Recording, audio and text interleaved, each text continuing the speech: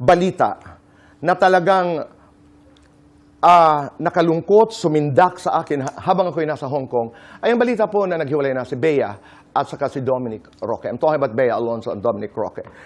Bea is a good friend. I have known Dom when he was still a very young boy playing badminton. So ako'y nalungkot ho talaga dahil madalas pag nagkikita kami ni Bea ay nagkakakwentuhan ho kami tungkol sa buhay, tungkol sa kanila, their marriage plans, etc.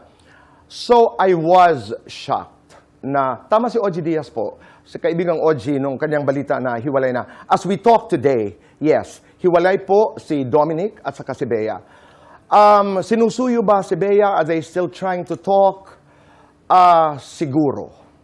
Maaari. Dahil sino ba naman ang ayaw maayos ang ganitong klase ng problema? As a matter of fact, from good sources, ay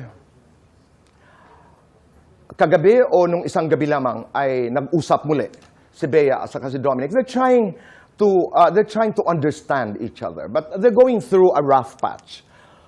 Magkakabalikan ba ito? Magtatagumbay ba sa panunuyo si Dominic or sila ni Bea? We don't know. Wala ho makakasagot ng katanungan na yun.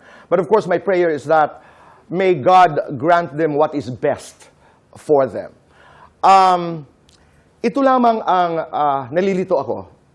Diyan muna tayo sa hiwalay. So I am confirming, yes, that hiwalay sila ngayon. At last night or 2 nights ago, nag-usap yung dalawa. Ano ang status? Wala. I think, kung tama ang aking source, Bea ay isinuli na ang kanilang engagement ring. But are they hoping? Ako, ang hula ko is yes. Kasi hindi naman, you don't say, tomorrow I'm going to stop loving. Yung prenup po ay medyo na-shock ako because ang pagkakaalam ko po, many months ago, napag-usapan ho ito sa aking pagkakaalam. And I'd like to confirm this with my friends, my sources. Because when this was being talked about, yung prenup po, ang nag-volunteer sa nanay ni Bea na okay ang prenup ay si Dominic. So I don't think it is and it was an issue unless nabago po yung kwento. So inuulit ko, it was not a problem because it was not an issue. To be fair to Dominic, it was not an issue for Dom. So, did they call off the wedding? Yes.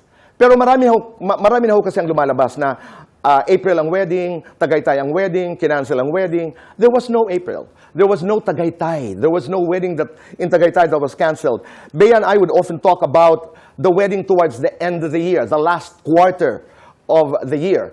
Pero as of now, walang wedding po na magaganap ngayong darating na Abril.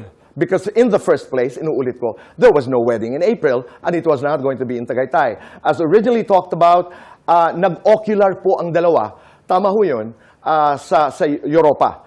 And may mga lumalabas sa kwento rin that they went to Japan. Tama rin po yun. And I think they were trying to talk things out. Bea, ito ang ayaw ko, Naitay Kapuso. Dito sa kwentong ito, pinapalabas na ang may problema si Bea Alonzo. Kasi naghiwalay sila ni Gerald Anderson, naghiwalay sila ni Zanjo Marudo, ay hindi nagtatagal ang kanyang mga relasyon. To me, napaka-judgmental po nun. Yes, you and I have the right to comment. Yes, we have the freedom of speech. Pero ako ay appeal for kindness.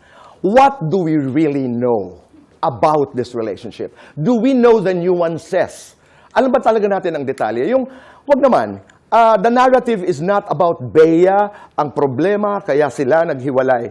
Sa pagkakaalam ko, ito diretsahan. Si Bea gusto ma-save ang relasyon na ito. Si Bea wants this to work. Punta naman tayo doon kay Dominic. Masakit din pakinggan. Walang pera, hindi mayaman, hindi sikat, hindi karapat-dapat kay Bea. Cruel. You have the right to comment, you have the right to share your opinion, pero sana'y, alam niyo po yun, let's exercise prudence, caution, and most important of all, kindness. Huli na lamang, kung halimbawa maayos ang dalawang ito, ako, from my sources, sigurado ako, pag nagkaayos si Bea sa si Dominic, no wedding is going to happen this year. So, antabayanan niyo po ang developing story na ito. Bea grew up in front of all of us. I mean, kilala natin yung girl na ito. I have known Dom for a long time. So, antabayanan niyo po ang mga balita. Kung meron po kaming makakalap from our sources or from Bea or from Dominic, ay ibabahagi ho namin sa inyo. But let's continue to pray for what is best for them.